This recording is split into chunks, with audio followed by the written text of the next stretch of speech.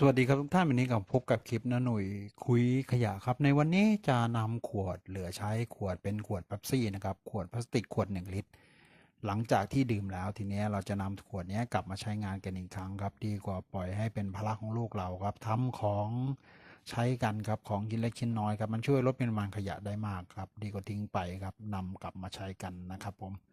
โอเคครับติดตามชมนะครับจากขวดพลาสติกขวดเป๊ปซี่ขวด1 ลิตรครับผม